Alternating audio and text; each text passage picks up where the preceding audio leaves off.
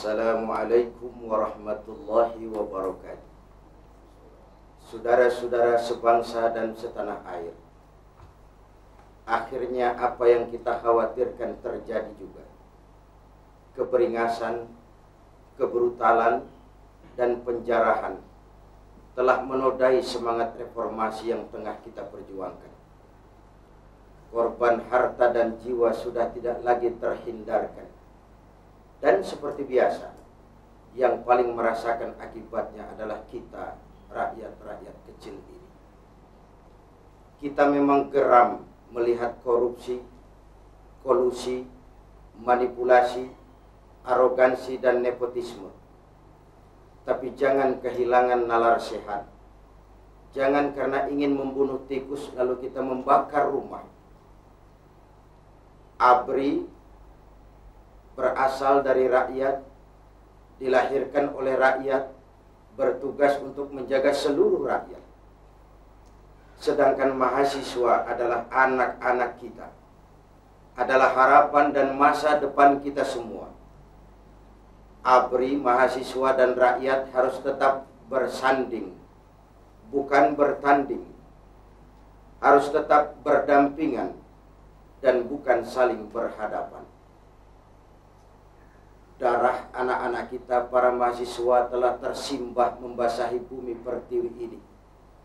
Dengan semangat reformasi, baik di bidang politik, ekonomi, dan hukum. Jangan kotori darah mereka dengan keberingasan, kebrutalan, dan penjarahan. Mari tanya nurani kita masing-masing.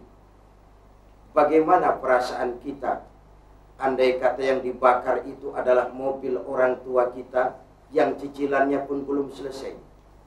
Andai kata yang dijarah itu adalah toko orang-orang tua kita yang untuk mengisi toko itu mereka melaksanakan kredit.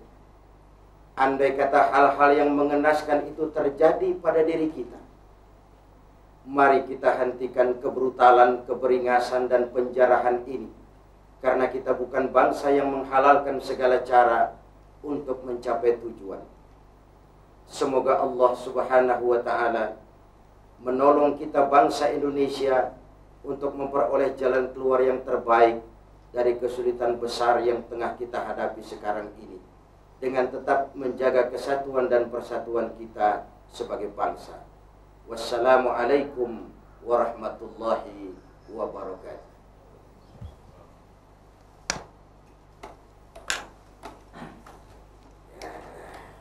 Ada 5 menit.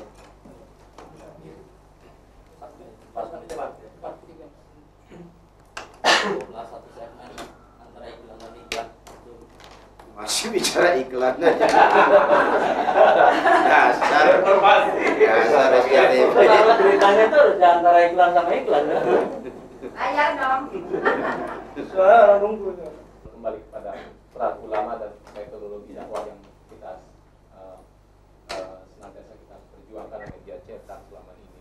Kan porsi-porsi pemberitaan ataupun sampaian-sampaian ulama, apakah ini dianggap berhasil? Kalau memang ya, secara jujur ya, hubungan ulama dan umarok selama ini masih terbatas hubungan seremonial, hubungan hahe, belum sampai kepada hubungan pengambilan keputusan.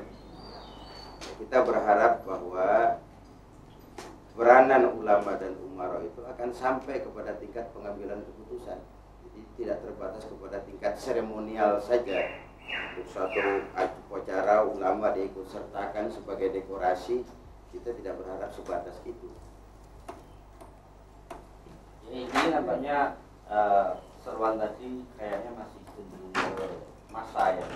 Sekarang pemerintah yang menjadi penyebab dari terjadinya kerusuhan ini, seruannya gimana? Himbauannya?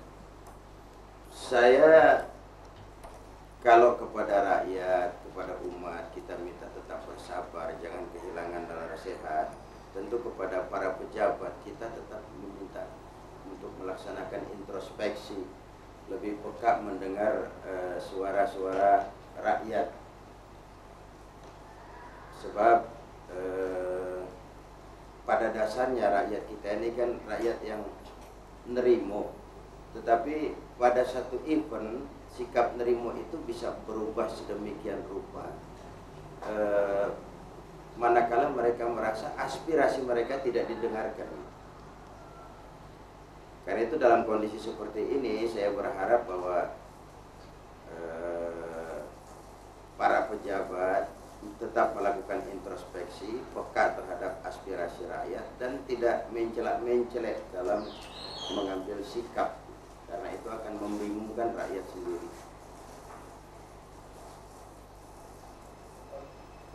Kira-kira langkah apa yang akan segera oleh pemerintah untuk menghadapi berbagai persoalan yang dihadapi oleh bangsa ini? Ya, masalahnya memang sangat kompleks. Tetapi kalau konsisten dengan tuntutan rakyat, itu kan tetap reformasi yang harus dimulai sekarang juga, baik di bidang ekonomi, di bidang politik, dan juga di bidang hukum. Itu yang diinginkan oleh rakyat. Persoalannya sekarang kalau kita lihat, pemerintah menginginkan sementara ini menampung dulu, tapi masyarakat kelihatannya sudah mendesak supaya dilaksanakan segera. Ya, rakyat sudah merasa lama sekali ditampung-tampung dan tidak membawa perubahan yang positif. Rakyat tetap merasakan lapangan kerja makin sulit, biaya hidup makin tinggi, dan saya kira rakyat itu soal politik praktis itu soal nomor 18, tetapi yang sangat real di depan mereka adalah masalah lapangan kerja, masalah kebutuhan pokok dan lain sebagainya. Ya, soal perut. Jadi gimana kira-kira Pak Kiai? Artinya masih ada perbedaan di sini, kan pemerintah masih sekedar ingin menampung, sementara rakyat sudah menghendaki segera dilaksanakan. Nah, kalau ditampung-tampung terus tetapi tidak dilaksanakan, yang terjadi adalah sikap anarkis. Ada endapan kan di hati rakyat, ada ada endapan gitu. Hal-hal yang selama ini barangkali oleh pemerintah dianggap tidak apa-apa, nah ini terakomodir gitu, lalu meledak menjadi apa-apa. Oke, dan sekarang puncaknya sudah jelas ini kemarin dari keputusan di mana, dan hanya itu bukan di Jakarta, kita tahu di daerah lain juga, bahkan yang kuat muslimnya juga sudah merambah di sana. Nah, sebagai anggota MPR gitu, ya, yang melihatnya dalam hal ini MPR harus mengambil keputusan atau sikap yang cepat atau menunggu dulu dari eksekutif. Artinya MPR sendiri memang harus bersuara mengatakan bahwa kondisi ini sudah tidak bisa lagi dipertahankan sehingga harus ada pengambilan keputusan segera. Mana Pak yang sendiri melihat? Mungkin ulama yang bicara di MPR. Gitu.